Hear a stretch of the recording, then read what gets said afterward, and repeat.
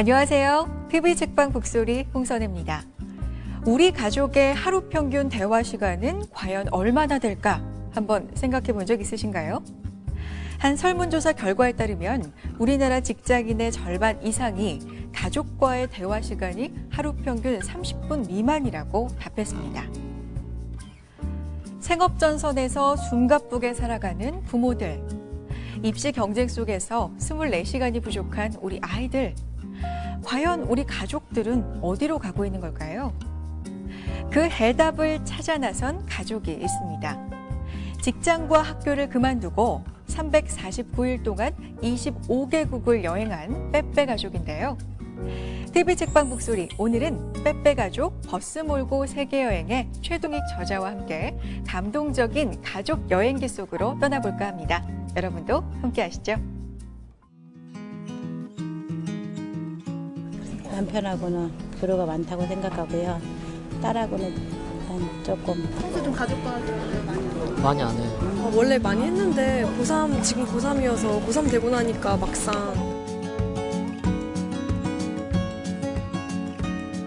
남편하고 저 둘밖에 없는데 좀 친구 같은 느낌으로 회사 욕도 좀 해주고 뭐 사람도 욕도 해주고 또 어려운 일 있으면 서로 상의하게 되고 한 사람의 머리보다 두 사람의 머리가 나으니까.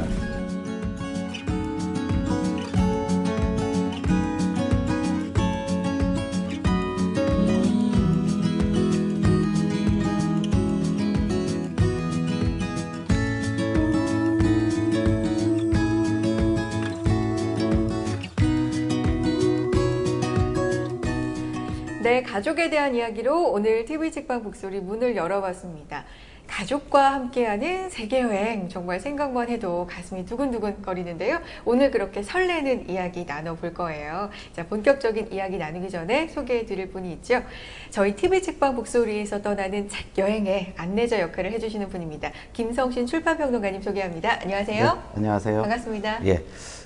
집을 팔고 사표도 던지고 와, 이렇게 모든 걸 내려놓고 네. 세계 여행을 떠났습니다. 예, 정말 대단한 가족이라는 생각이 드는데요. 맞습니다. 예, 그래서 정말 오늘 이야기 아주 기대가 큽니다. 네, 저도 기대가 되고요. 많은 시청자분들도 정말 궁금해하실 것 같은데 바로 소개해 드릴게요. 빼빼 가족 버스 몰고 세계 여행의 아버지이시자 선장님이시자 또 저자분 오셨습니다. 최동익 저자와 함께합니다. 안녕하세요. 안녕하십니까. 초대해서 감사합니다. 네, 반갑습니다. 여행 이제 갔다가 오신 지 1년이 예, 좀 1년 넘었죠. 좀 넘었습니다. 네, 그동안 어떻게 지내셨어요? 갔다 와서 가족 전체가 뭐 자기들이 기록들, 특히 사진 찍는 막내라든가 동영상을 찍었던 친구들, 그래서 여행하는 동안에 못했던 정리들도 하고, 저도 어떻게 운이 좋게 출판사에서 책을 내자는 제의가 있었는데, 아마추어 글쟁이라 그 한 10개월 정도를 글을 쓰면서 그렇게 네. 시간 보냈습니다. 예. 네.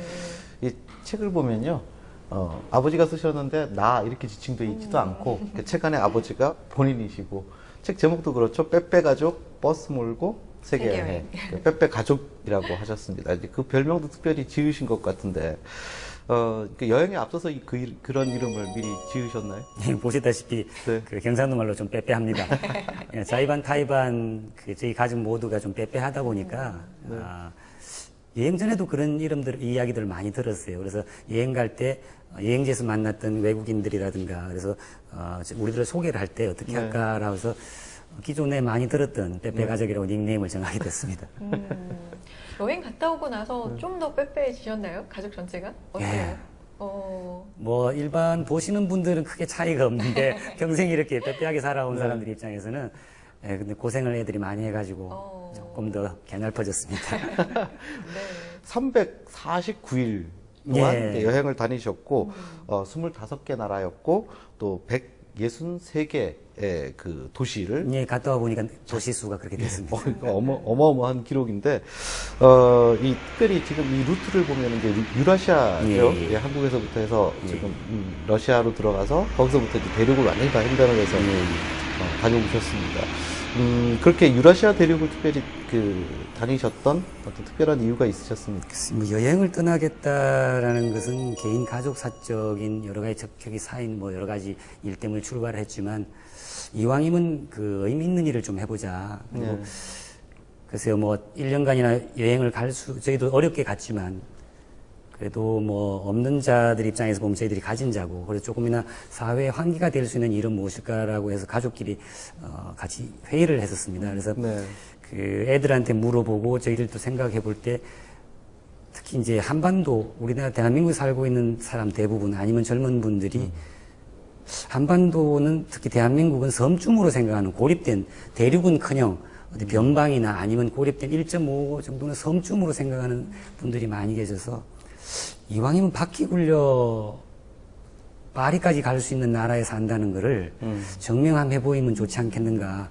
뭐 누가 용역을 좀 그런 누가 시킨 것도 아닌데, 그렇게 가족끼리 의견이 모아졌고, 그리고 또 하나는 그 숙박지나 정박지가 그렇게 용이한 곳이 아니기 때문에 네. 매일 그 150km, 200km씩 집을 조금씩 이동해 가면서 가족과 함께 어려움을 한번 극복해보는 그런 여행을 해보자는 의미에서 차를 무모하게 선택하게 됐습니다. 그러셨군요. 그런 여행 가자 그랬을 때 가족들 첫 번째 반응도 되게 그러게요. 궁금해요. 막 환호했나요? 아이들도 그렇고. 안 믿으시겠지만, 예, 환호했습니다. 오. 그 환호가 시베리아에 가면서 원망으로 바뀌었지만, 어릴 때부터 이렇게 어느 날 아마 선생님도 부인한테 야, 다 틀고 가자라고 하면은 나오는 소리 뻔할 겁니다. 근데 우리 집사람이나 애들이나 어머니가 돌아가신 지가 좀 됐었는데 살아계실 때 같이 살면서 여행을 참 자주 갔었습니다. 그래서 그런 거에, 떠나는 거에 대한 두려움은 별로 없었기 때문에 뭔지도 모르고 다 환호를 했었죠. 그러셨군요. 이 여행을 2013년 6월 3일에 출발을 네, 그렇습니다. 하셔서 예. 2014년 5월에 돌아오셨는데, 준비는 2011년부터 예, 예. 하셨다고 들었습니다. 그 준비 기간만 3년 정도 이제 하신 건데, 회사 그만두고요, 아이들 학교 다 중단하고 떠난다는 게, 저는요 사실 이거 처음 듣고 보고 그냥 딱 한마디, 용기 이 단어밖에는 생각이 안 나더라고요. 근데 가족분들이 환호했다는 걸 듣고, 아, 역시 좀 비슷한 가치관을 공유했기 때문에 가족이구나, 뭐 또 이런 생각이 들었는데, 이런 여행을 결정하게 되신 특별한 어떤 계기, 마음의 계기도 좋고요, 뭐 그런 게 있을까요? 뭐 그렇게 큰 일은 아니었는데, 네. 다른 아버지나 다른 가족이 사는 거에 조금 길을 달리 했을 뿐인데, 좀 뭐 무모한 가족이라든가 왜 그랬습니까? 라는 얘기도 많이 듣고 하는데, 글쎄 여러 가지 켜켜이 쌓인 무언가가 있었겠지만, 제가 가족들에게 이제 여행을 유라시아 대륙 횡단 1년을 가는 게 좋지 않겠는가라고 했던 제일 결정적인 것은, 그 당시 때 출발할 때 아이가 고3? 네네. 맏딸이, 그 다음에 고1, 중3의 나이였는데, 사람들이 굉장히 중요한 나이라고 하지 않습니까? 그렇죠. 진짜 한참 그거를 공부하고. 그 중요하다는 의미를 모르는 바가 아닌데, 그게 사회에서 요구하는 어느 정도의 부모로서 만들어 주어야 되는 시기, 또 아이들도 그만큼 노력해서 어느 위치는 가 있어야 되는, 그 뜻은 압니다만, 역으로 가족이 함께 할 수 있는, 그리고 가족이 개인 가족사적으로 이야기거리를 만들 수 있는, 부모가 자식에게, 자식이 부모에게, 형제간끼리, 부부가 한 곳을 바라보면서, 그것 또한 중요한 시기가 아닌가. 그 두 개의 중요한 시기에 애들이 다 이제 떠날 나이가 가까우니까 이런 가족사도 만드는 것도 굉장히 중요한 시기다라고 해서, 예, 말씀하시는 무모한 여행을 택하게 됐습니다. 저는 책장을 열고 네. 그 이제 그 앞부분에 적혀져 있는 여러 이제 글들을 이렇게 보면서, 그리고 이제 그 저자 소개, 뭐 이런 내용들을 종합해 봤을 때 20대, 30대, 이제 워낙 그 장식 미술가, 예, 전시 디자이너 예, 이쪽으로서 직업이었습니다. 평생 굉장히 바쁘셨더라고요. 뭐 30대, 40대 그렇게 이제 보내시느라고 사실 제대로 된 아버지의 자리, 그런 역할들을 가지지 못했다. 그래서 이 여행은 아버지라는 직함을 찾기 위한 여행이었다. 이렇게 이야기를 하는데, 전 곧바로 그냥 바로 그 책 앞에 그 한두 페이지 넘기면 네네. 다 이렇게 알 수 있는 내용들이었거든요. 곧바로 이해가 되기는 했는데, 어쨌든 일반적으로 생각하면 오히려 아버지이기 때문에 뭐 경제적인 문제라든지 또 아이들의 어떤 뭐 구체적으로는 학교 자퇴 결정이라든지 이런 예. 것까지 하셔야 되지 않습니까? 그 과정들이 쉽지 않았을 것 같습니다. 예. 예. 책에도 저를 호칭을 아버지라고 네. 호칭을 하는데, 아까 말씀하신 대로 굉장히 바쁘게 살면서 술 한잔 먹고 집에 들어가면 애들한테 하는 얘기가 내가 너희들 때문에 얼마나 고생하는 줄 아느냐라는. 근데 과연 몇 번씩이나 되물었던 것 중에 밖에 나가서 전시 디자인하고 더 뭔가를 득하고 남들보다 더 나아가고 싶었고 어느 정도까지 올라가고 싶었고 저 프로젝트를 따고 싶었던 게 과연 술 먹고 들어가서 아이들한테 했던 그 얘기하고 같은 얘기인가. 네. 제 욕망이지. 아이들한테 아버지 역할은 과연 하고 있는 건가라는 것을 되묻기를 많이 했었어요. 어느 정도 갖추어 놓고 애들이 좋은 대학, 좋은 직장, 그리고 결혼할 자금, 결혼했을 때 안정된 집, 뭐 그런 것이 아버지 역할인가? 과연 애들이 아버지라고 지금 부르고 있는데 나는 아버지인가?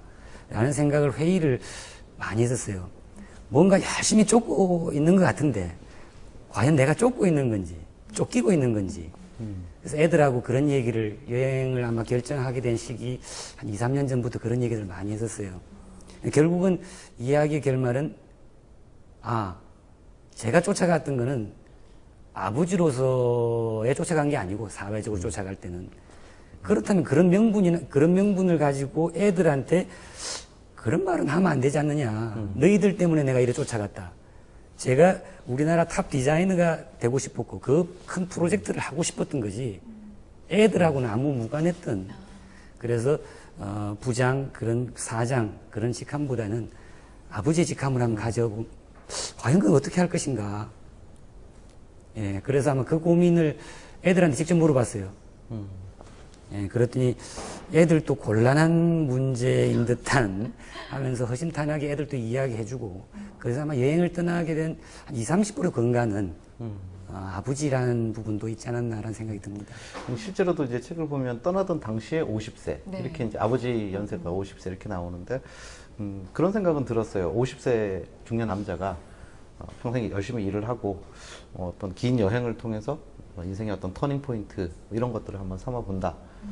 그것까지는 이제 이해가 쉬웠는데 지금 이제 말씀은 겸손하시게 이제 뭐 아버지로서의 역할을 제대로 못했다 이렇게 말씀을 하시지만 강압에 의해서 가족들하고 말하자면 의견 통일을 하실 수 있는 여행은 분명히 아니었단 말이죠. 그러면 이제 그 자제분들 지금 세 분이 다 각자 자신의 의견과 자신의 입장과 이런 이야기들을 했을 것이고, 그럼 이제 이 여행을 자신들에게 있어서는 어떤 의미로 받아들일 것이냐, 이것들을 이제 생각하고 토론을 같이 했을 거란 말입니다. 근데 아버지의 생각에 그렇게 온 가족이, 뭐 사모님도 마찬가지지만 그렇게 동의를 해줄 수 있다라는 것만 하더라도 그 이전에 이미 그렇게 형편없는 아버지는 분명히 아니었을 것 같다라는 짐작은 가더라고요.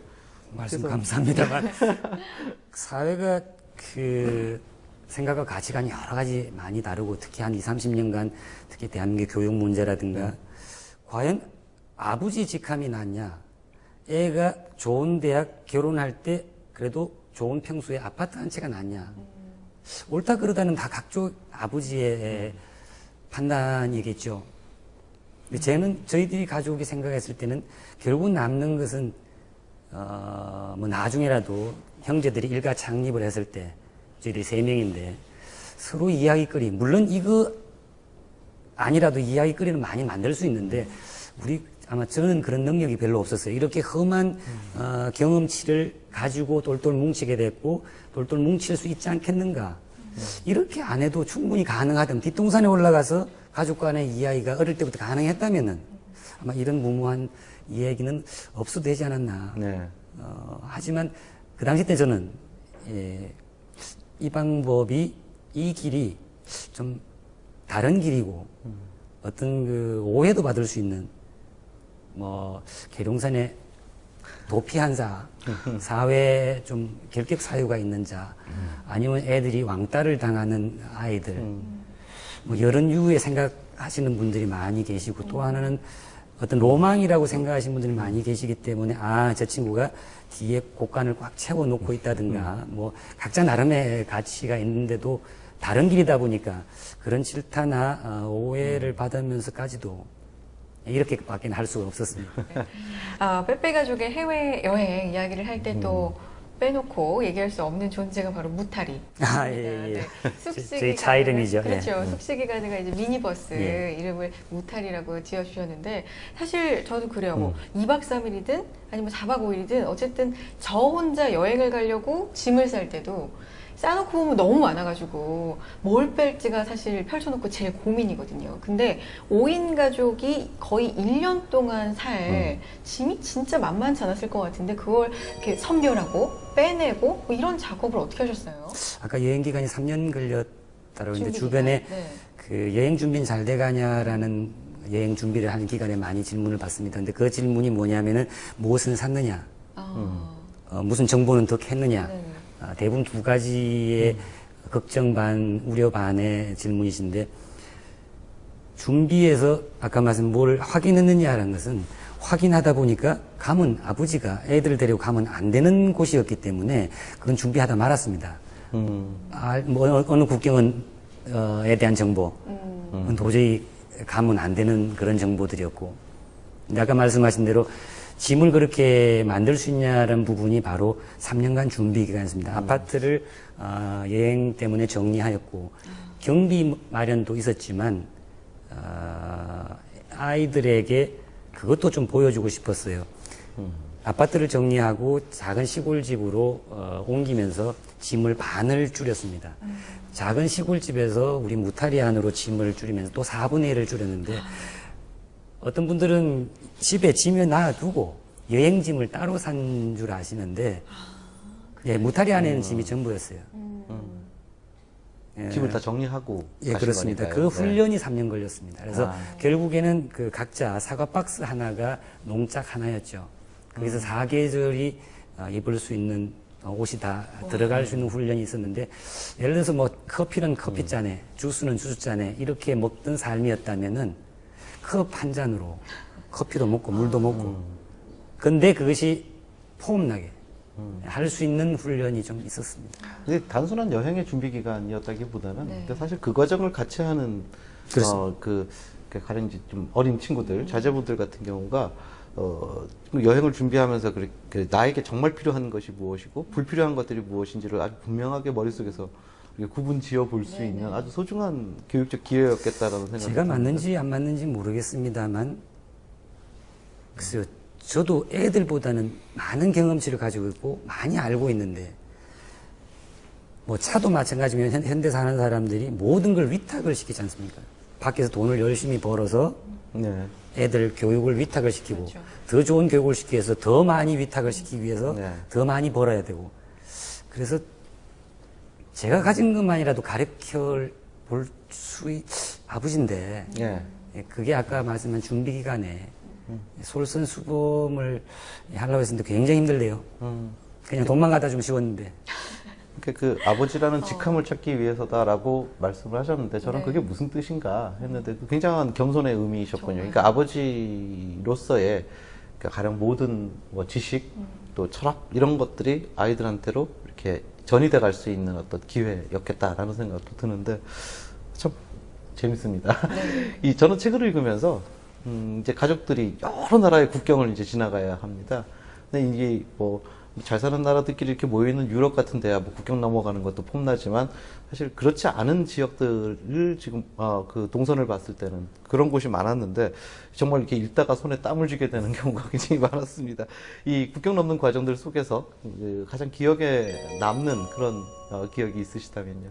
그래서 일반인들이 뭐 육로로 국경을 넘으신 분들도 이 청취하시는 분들 많이 계실 겁니다. 시청하시는 분들이. 근데 우리는 차라는 게 넘어가기 때문에 차가 특히 살림살이가 어려운 나라 같으면 굉장히 큰 재산적 가치이기 때문에 이게 훔쳐온 건지 네. 그리고 계속 나가는 건지에 대한 서류나 전례가 없는 나라들이 많았어요. 네. 특히 이란에서 터키에서 이란 넘어간다든가 투르크메니스탄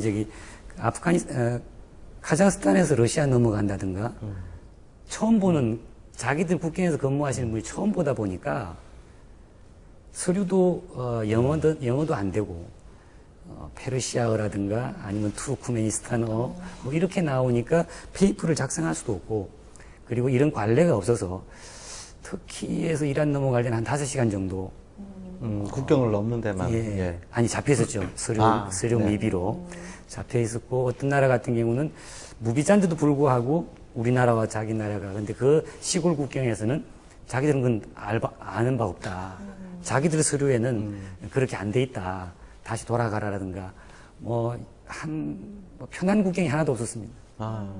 근데 국경마다 다 몇 번 경험하고 나니까 재밌대요. 관중쯤, 예, 관람자쯤. 왜냐하면 처음에는 군인들이 와서 총을 차고 있고 막 이러면은 잘못한 게 없는데 막 겁을 먹고 안에 뭐 송아지만한 개가 탐지견이 들어와서 집을 완전히 해집고 나가고 막 이랬을 때는 겁이 났었는데 몇 번 경험하고 나니까 애들도 뭐 강아지 쓰담듯이 쓰담고 뭐. 아까 잠깐 이제 그 녹화 들어가기 전에 들었는데 네.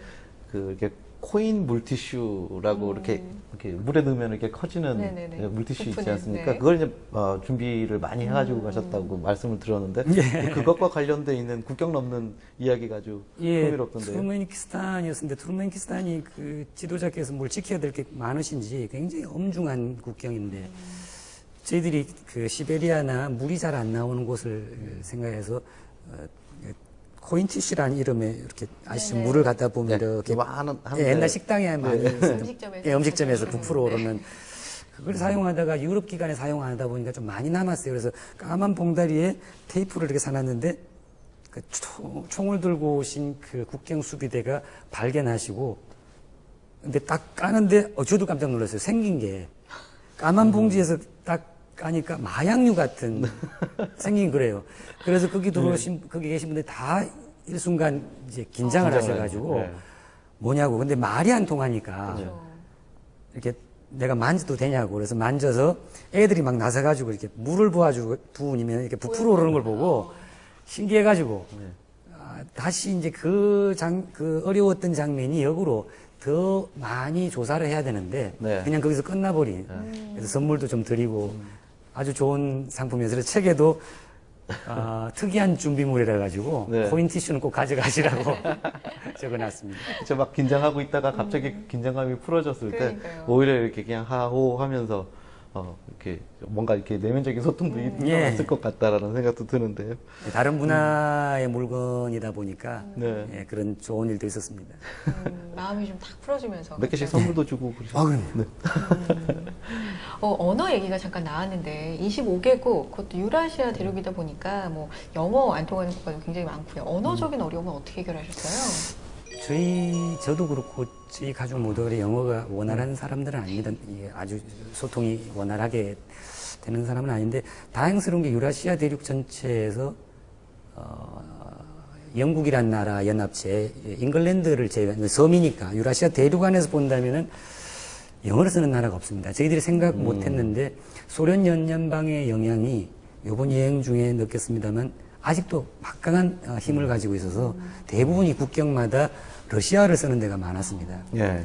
러시아 아시겠지만 표기법이 ABCD가 아니라서 그 차 앞에 코리아라고 적어놔도 그걸 못 읽는 우리가 일반적으로 상식이지 않냐 KOREA는 근데 그것이 상식이 아니더라고요. 우리가 아는 거지. 그래서 그러나 유럽 가면 좀 낫지 않을까 생각했었는데 유럽도 자국어가 세계 최고라고 언어라고 자랑하는 노벨 문학상을 자국어로 받았다는 그런 나라들이 많기 때문에 영어를 쓰는 걸 그렇게 반가워하지 않았어요. 근데 아마 보시는 분들 중에 야 나는 유럽 갔더니 관광지 갔더니 영어 다 되던데 그분들은 서울로 보자면 명동을 갔다 오신 분이고 정말 저희들은 관광지. 뭐 시골을 갔다 온 사람이라서 정말 그 영어로 인사를 하는 것 자체를 그래서 들어가는 나라마다 그 우리 애들이 인터넷 될 때 다음 나라에 최소한의 예의상 너무 나라 들어가서 우리가 비행기 타고 내려서 관광지만 갔다 오는 사람이 아니고 거기서 저작거리도 가야 되고 그분들이 드시는 음식도 먹어야 되고 그 사람들이 사는 집도 방문해야 되기 때문에 최소한 인사와 그 종교의 이해와 예법 이런 거는 항상 그 전 나라에서 좀 공부하고 가고 그랬습니다. 참 영어 안 통했으면 의사소통은 그럼 슬픈 언어보다 예. 정말 우리 아내가 잘 쓰는 방법인데 정말 잘 곳이 우리는 매일 차를 안전한 곳에 정박시켜야 되니까 이곳이 안전합니까? 당신네 마당에 이 차를 좀 세워도 되겠습니까?를 우리 애기 엄마가 그 동네 아줌마를 붙잡고 눈빛으로 손짓으로 어떤 데는 두 분이 울어요. 아 이게 서로가 마음이 통한다는 게 네. 언어가 글쎄 뭐 한국말도 등장하고 영어도 등장하고 뭐 러시아 말도 등장하고 이러는데 진심으로 말이 통하는 듯한 그래서 눈을 보고 가슴을 열고 대화를 했던 게 이 여행을 안전하게 마치지 않았나. 집시를 만날 때도 경찰을 만날 때도 국경을 만날 때도 그것은 너무 집에 놀러 가는 사람들의 예의자 거기서 터득한 방법이었어요. 눈을 보고 진심으로 정말 고마웠고요. 그래서 정말 언어라는 기본 룰이었던 것 같아요. 아이들이 진짜 뭐 학교에서는 배울 수 없는 것들을 네. 배우고 돌아왔을 것 같다는 생각이 듭니다. 이런 것들. 네. 그렇죠. 사실 사람이 말을 쓰는 존재다 보니까 의사소통에 너무 많은 부분들을 언어에 의존해서 살잖아요. 근데 사실 인간도 동물의 하나이기 때문에 언어를 제거해도 의사소통이 충분히 일어날 수 있는 부분들이 분명히 있단 말이에요. 네, 그걸 알았습니다. 예, 특히 애완동물 기르는 분들은 다 이해하잖아요. 아주 면밀하게 소통하잖아요. 근데 마치 지금 언어가 전혀 소통이 되지 않는 곳에서 사람 대 사람이 만났을 때도 충분히 진심이면 통한다. 그러니까 여러 가지 커뮤니케이션하고 사람과 사람이 소통하는 것을 아이들이 배웠을 거라는 생각이 들거든요. 네. 근데 그걸 어디서 배우겠어요? 그러니까요. 예. 조금 더 깊이 들어가려면은 굉장히 중요한 수단인데 우리 애들이 그 현지에서 친구를 사귀었다든가 이제 오빠나 형들을 사귀게 돼서 물론 이메일을 주고받고 지금은 또 소통은 하고 있습니다만 조금 더 깊이 묻고 싶었던 것들을 못했던 거는 우리 애들이 다 갔다 와서 그래요. 야 각자 언어 하자. 영어를 영어도 기본으로 하고 그 나머지 언어들도 특히 뭐 러시아나 각자 하자고. 그거는 아마 누가 성적을 받기 위해서 영어를 하자는 게 아니고 한 단계 더 아까 말씀하신 언어적으로 접근하기 위해서 친하고 싶어서 진짜 소통하는 예 언어를 배우고 싶어요. 이제는 뭐 남은 시간 동안 자제분들한테 공부해라는 이야기 안 하셔도 되겠군요. 저절로? 원래도 안 하셨을 것 같기는 한데. 예, 원래도 안 한 아버지 중에 부모 중에 한 사람이지만 지금은 다른 방면, 특히 외국의 종교 부분이나 언어 부분에 대해서는 스스로가 공부하려고 하고 있어요. 25개국 넘나 드시면서 이렇게 따뜻하게 정말 도움받았던 그런 예들, 에피소드들도 있을 것 같은데 얘기해 주실 만한 게 있을까요? 매일입니다. 매일. 그래서 일반 캐리어를 끌고 가시는 여행이라든가 관광을 가실 때는 가이드가 있다든가 아니면 없어도 배낭을 메고 가실 때는 홀로 가고 오늘 저녁에 숙소가 있고 어떤 터미널에서 티켓이 있기 때문에 네. 글쎄요 크게 소통을 안 해도 되는데 저희들은 매일 조금씩 옮겨서 잠을 자야 되고 네. 삼세끼를 저작거리에 가서 같이 부대끼고 하다 보니까 당연히 차는 태가 나고 이야기하게 되고 자기 집에 초대를 받게 되고 그리고 좀 고난을 처했을 때도 바로 옆에 사람 생명부지의 사람인데 유라시아 전체에서 그 제일 애들한테 제일 큰 스승은 아마 그 현지 사람들이었을 거예요. 그래서 뭐 7년간 뭐 자전거를 타고 가던 부부 그리고 어느 나라에서 배우를 하고 있는 그 친구 국경을 넘는데 도와줬던 사람 그리고 비자가 안 나오는데 자기 일처럼 뛰어다니는 사람들 도난을 당했다고 안절부절하는데 자발로 뛰어와가지고 물건도 사주고 하여튼 뭐 경찰도 있고 매일 지금 애들도 그러고 이게 차가 노견에 한번 빠진 적이 있어요. 이렇게. 네. 그래서 우리가 아는 노견처럼 돼 있지 않고 차가 들어가니까 쑥 미끄러져 버리는. 근데 지나가는 신혼분이 세워서 자기 일처럼 해서 밀고 땡기고 다 해주실 분하고 애들이 그래요. 꼭 차에다가 자기가 한국 돌아가서는 이렇게 노끈을 가지고 다니겠다고. 그래서 그런 고난에 처해 있는 사람들을 좀 앞으로 도와줄 수 있는 방법. 그래서 우리 애들이 저도 마찬가지겠습니다만 도움에 대한 앞으로 어떻게 갚을 것인가, 도움 없이는 못 산다는 것을 많이 배웠습니다. 그래서 어떤 도움이 있었냐라는 것은 정말 매일매일이 도움이었습니다. 어울려 사는 거였습니다. 지금 말씀하시는 부분들이 네. 굉장히 중요한 교훈이 되는데요. 뭐 아이들뿐만이 아니라 실제로 그 행복도가 높은 나라들을 실제로 조사를 하면 왜 행복하냐고 조사를 해보면 내가 어려움에 빠졌을 때 항상 내 옆에 있는 이웃이나 나를 도와줄 것이다라는 그런 공동체 안에서의 신뢰관계가 강한 나라의 사람들일수록 훨씬 행복도가 높았다고 이야기하거든요. 사실 우리나라 같은 경우는 무한 경쟁이잖아요, 현재. 그래서 말하자면 먹고 사는데 문제가 없는데도 사실 행복하지는 않은 뭐 이런 현상들을 보이는데, 지금 같이 그 여행을 같이 다녀온 그 가족 또 자제분들은 이제 행복을 어떤 방식으로 추구하면 되는지 이런 것들을 좀 확실하게 느꼈겠구나라는 생각이 드는데요. 아직도 어린 나이라서 뭔가를 확실하게 굳진 않겠지만 또 변화는 있겠지만, 지적하신 대로 글쎄요, 그 사회가 말하는, 지금 현재 사회가 말하는 그런 스펙은 쌓이지 않았습니다. 만약에 그런 1년 동안 여행에 그런 스펙이 쌓였다면 강남의 학원들이 전부 다 여행학원으로 바뀌었을 거예요. 근데 분명하게 말씀드린 게, 행복해지려는 게 행복을 위해서 좋은 대학, 좋은 직장, 뭐 그것 때문에 지금 잠시 희생들을 많이 하고 계시는데, 동년배 아이들보다는 행복한 방법에 대해서는 좀 쉽게 요즘 생각하고 있는 것 같아요. 좀 다시 여행 얘기로 좀 돌아가자면 이야기가 계속 빠져들어가지고요. 재밌네요. 네.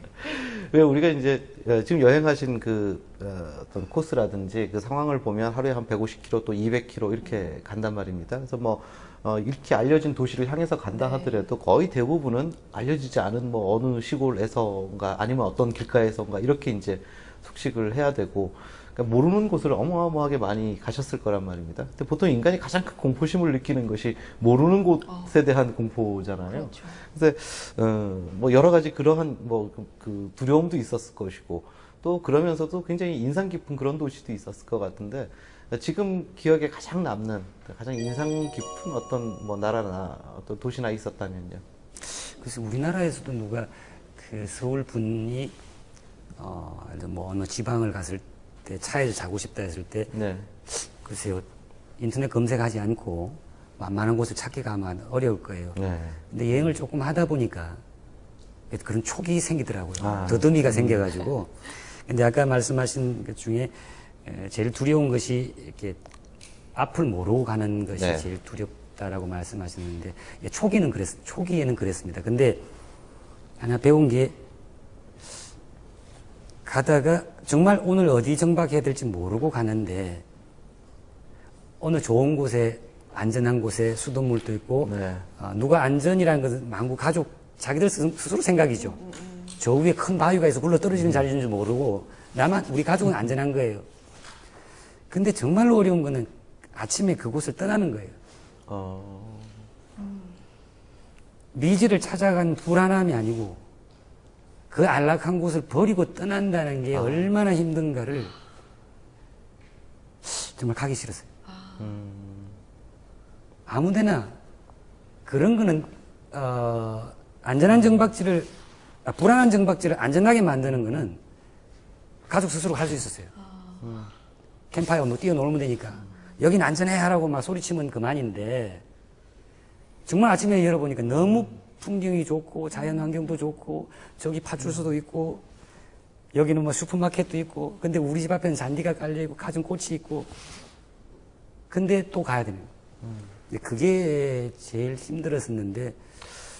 이 말씀은요, 단순한 여행에 관한 이야기가 아니라 그냥 어떤 인생의 철학? 인생의 네. 철학? 이런 생각이 드는 것이, 맞아요. 우리 삶이 그렇잖아요. 실제로 뭐 어디 여행을 안 떠나도 온전히 그 떠남이라는 것을 운명으로 받아들일 수 있어야 사실은 자신의 삶의 주인이 될 수 있지 않습니까? 뭐 태어나서 자라면 부모로부터도 떠나야 되고, 뭐 어떤 영향력으로부터도 떠나서 자기의 길을 가야 되고, 마치 그런 것과 좀 똑같은 이야기인데, 지금 떠나셨던 그런 여행이 아니라면 도저히 이게 그 어떤 짧은 여행이라든지 패키지 여행에서는 얻어질 수 없는 저도 깨달음 같다는 생각이 듭니다. 깨닫지 못했을 거고, 그것을 애들한테 뭐 내가 먼저 깨달은 것을 애들한테 이야기해주고 애들도 각자 인생을 걸어놓고 갔다 온 일이라 네.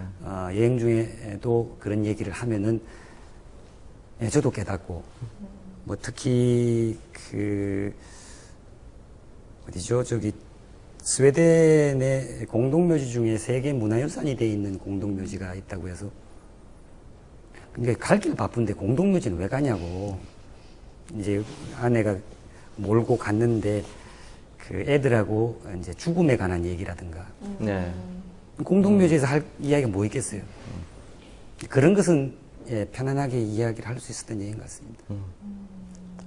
빼빼 가족이 이 여행한 거리를 보니까 44,761km라고 하는데 와, 그 거리를 여행하면서 얼마나 느낀 점이 많고 가족에는 또 얼마나 단단해졌을까 생각이 듭니다. 시청자분들도 빼빼 가족에게 궁금한 점이 참 많았거든요. 화면으로 만나보시고 이야기 계속 나누겠습니다. 지금 무탈이는 잘 지내고 있나요? 그 행방이 궁금합니다. 가족끼리 여행을 하다 보면은 가끔가다 의견 충돌이 있어서 다툴 때도 있는데 그럴 때는 어떻게 의견 차이를 극복하셨나요? 혹시 무타리로 또 다른 여행 계획이 있으신가요? 여행 전과 여행 후가 가장 바뀐 점이 있다면 무엇일까요? 네, 독자 질문 들어봤습니다. 역시 독자분들도 관심 1순위는 무탈입니다. 네. 무탈합니까 지금? 예, 저희 시골집 마당에 잘 있습니다. 네. 뭐 너무 고생을 같이 한 친구라 어떻게 하지는 못하고 같이 쳐다보고 있습니다 아직. 일종의 그 여행의 기념비 같은. 지금도 운행이 가능한가요? 예, 운행은 일주일에 한 번 정도 하고 있습니다만 너무 요란한 외장을 가졌고 너무 힘든 여행이라서 지금 집 마당에 있습니다. 지금 그 집 마당이라고 말씀해 주셨는데 예, 예. 지금 살고 계신 그 집도 여행 전에 이제 같이 가족끼리 지으신 예, 거죠? 여행의 경비를 마련하기 위해서 아파트는 처분하였고 근데 또 돌아오면 살 집은 있어야 되겠다는 생각에 가족의 힘만으로 한 1년 반 정도 지어놓은 작은 목조주택이 하나 있습니다. 그 마당에 있습니다. 그 과수원에 예. 그 목조주택을 온 가족이 직접 지으셨다면서요? 예, 1년 정도. 여행의 일환으로 뭐 새도 짓는 집을 왜 사람이 못 짓겠냐 싶어서 했는데 야, 근데 새나 짓지 사람은 못 짓겠더라고요. 예, 그래 같이 지어놓은 집에 아직 마당에 무타리가 있고 거기 살고 있습니다. 가족이 정말 많은 걸 함께 하시네요. 정말. 이 마음이 맞는 사람들끼리의 여행도 뭐 이제 여행을 하다 보면 이제 스트레스도 높아지고 다투게도 되고 근데 이제 가족이기 때문에 또 어떻게 보면 성격적인 부분들에서 더 부딪히고 이렇게 상처 주고 이렇게 되는 경우도 아마 있지 않았을까라는 생각이 드는데 가족끼리의 싸움 이건 이제 어떻게 대처하셨는지 물어보신 독자분도 계셨습니다. 근데 저는 그 가족끼리 집 지을 때 제일 싸움이 의견 대립이 많은 게 자기가 가족끼리 집을 짓는 일이라는 생각이었어요. 네. 왜냐하면 주변에 집 짓다가 뭐 부부가 뭐 이혼했다는 얘기. 근데 여행 가보니까 집 짓는 건 일도 아니더라고요. 매 순간 스트레스가 쌓여있는 속에서 경제적으로 넉넉지 않은 속에서 어떤 판단들을 계속 해야 되기 때문에 자기 의견이 있고 초기는 많이 힘들었습니다만 그게 제일 많이 배운 것 같아요. 서로 배려가. 이제는 지금도 우리 테이블에 앉아서 5가족이 밥을 먹을 때 대화를 나눠보면 무조건 배려입니다. 근데 너무 배려를 해서 좀 문제는 있습니다만 이렇게 마찰이 없었다란 말이 안 되죠. 계속 마찰이 있었습니다. 마찰이 있었는데 처음에는 가위바위보를 했어요. 네. 의견이 대립될 때. 근데 3대2나 4대1인데 5명이니까 한쪽이 진 쪽이 조금 슬픔이 차 안에 가득했던 경험들이 많이 있어요. 저쪽으로 가고 싶었는데 아니면 이쪽이 저기는 무슨 그러다 보니 이것도 안 되겠다. 그래서 좋은 의견이 나올 때 자기 의견을 접는 방법 네, 그 방법을 터득했던 것 같아요. 뭐 앞서서 저희가 잠깐 여쭤봤었잖아요. 이런 여행 또 가실 겁니까? 이렇게 아니요. 그랬더니 전혀 절대 안 가시겠다고. 아니요. 머리를 이렇게 막 흔드셨는데. 깜짝 놀랐어요. 근데 저는 아이들 의견은 또 어떤가라는 생각도 들고요. 지금 이제 여행 다녀오셔서 1년. 여행 가자라고 했을 때 모두가 오케이. 네. 갔다 와서 이 가족끼리 다시 갈래라고 하기 가족 모두가 소리치면 안 돼. 왜요? 각자 여행은 가고 싶다. 여행은 해야 되는 것이다. 그리고 역사 여행이든 테마를 가진 여행이든 꼭 하고 싶다. 그러나 가족하고는 이제 그만합시다. 집을 짓고 예를 들어서 방학 때 애들이 학교를 안 가고 3명이 24시간 집에 있다고 생각한다면은 그 엄마하고 밥을 해주고 한다고 생각해 보면 그거를 2년을 했다면은 예. 그리고 이제 자기 갈 길 가야죠. 여행 전하고 여행 후하고 빼빼 가족 이렇게 달라졌다 하는 게 있다면? 그래서 달라진 건 정말 많은데 네. 사회적으로 어떻게 딱 기준점을 삼을 수 있는 점수를 받는다든가 스펙이 산다든가 자료를 제출하든가 하는 거는 전혀 없습니다. 놀다 왔으니 지금 대가를 지불하고 있고 아이들도 앞으로도 또 대가를 지불할 거예요. 저도 마찬가지고. 근데 애들이 맷집이 굉장히 좋아졌습니다. 삶을 바라보는 관점도 좋아졌고 저 또한 이런 여행을 기획하시는 분들이 많은 분들을 발목을 잡는 게 돌아와서 무엇을 하지라는 그렇죠. 건데 저도 어떤 조금이나마 가지고 있었던 기득권을 내려놓고 갔기 때문에 두려웠던 부분이었고요. 근데 와보니까 강을 건너와 버렸더라고요. 제가 있었던 쪽은 저쪽이었고 그래서 굉장히 편합니다. 이쪽에 할 것도 많고 자신감도 있고 보지 못한 시장, 여기서 시장이라는 거는 도와드릴 사람, 같이 할 사람, 같이 할 일, 그 세상에 공유하고 조금 도움될 수 있는 일, 뭐 생각이 그런 식으로 간다든가 애들 또한 뭐 행복이란 잣대를 조금 일반 아이들과 달리 한다든가 그런 거는 좀 바뀌었을까. 일반 뭐 사회적으로 스펙이 쌓인 건 없습니다. 저는 이 책 보면서 그런 생각을 했는데요.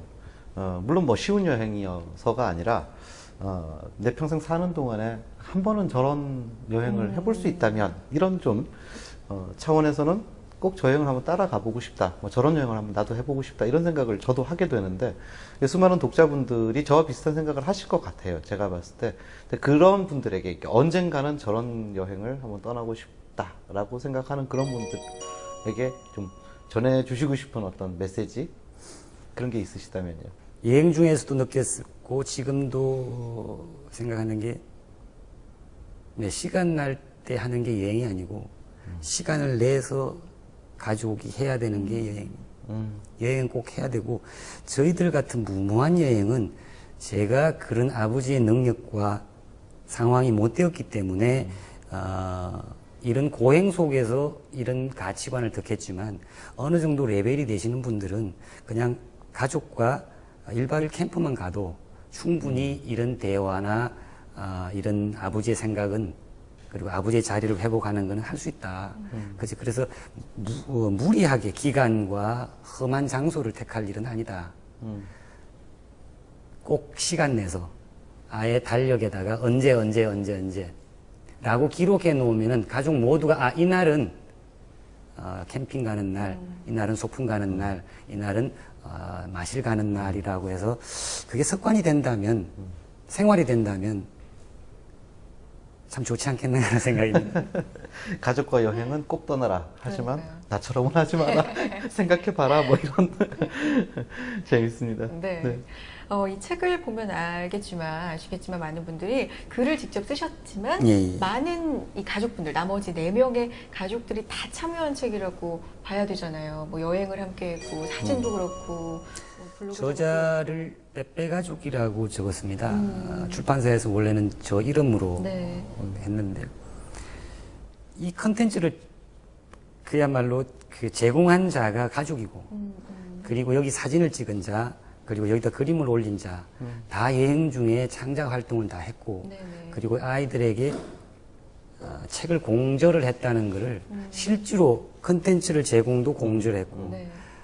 기록을 했다든가 사진을 찍었다든가 그림은 다 같이 했기 때문에 제가 저자 이름도 빼빼 가족이지만 내용도 5명이 다 각자 역할을 맡아서 아내가 그림을 그리고 현장에서 그렸던 그림이고 막내가 사진을 찍고 그래서 다 같이 낸 책입니다. 네. 그렇기 때문에 이 공식 질문도 이렇게 드려야 될 것 같아요. 빼빼 가족에게 책이란 어떤 의미인가요? 여행이요. 역시. 그 천문학 책을 빼면은 우주로 가는 여행이고 인문학 책을 빼면은 사상의 세계로 가는 여행이고 아까 말씀드렸다시피 여행은 가야 되는 일이라면은 책도 분명히 시간 내서 읽어야 되는 시간 내서 어쩌고 저쩌고 하는 문제가 아닌 것도 이게 책은 여행 같아요. 한가해서 읽어야 되는, 읽게 되는 것이 아니라 꼭 시간을 내야 되는. 네, 그런 해야 면에서 돼요. 정말 똑같군요. 책은 여행 같습니다. 오늘 먼 걸음 해주시고 이렇게 좋은 말씀 들려주셔서 정말 좋았습니다. 이렇게 초대해서 고맙습니다. 네, 감사합니다. 감사합니다.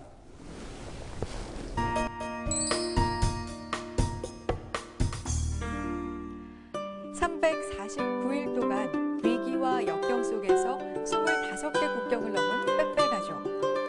그 여정 속에서 그들이 발견했던 건 다름 아닌 서로에 대한 깊은 가족이었습니다. 오늘만큼은 잠시 하던 일을 멈추고 가족과 함께 두근두근 설레는 여행 계획을 한번 세워보시는 건 어떨까요?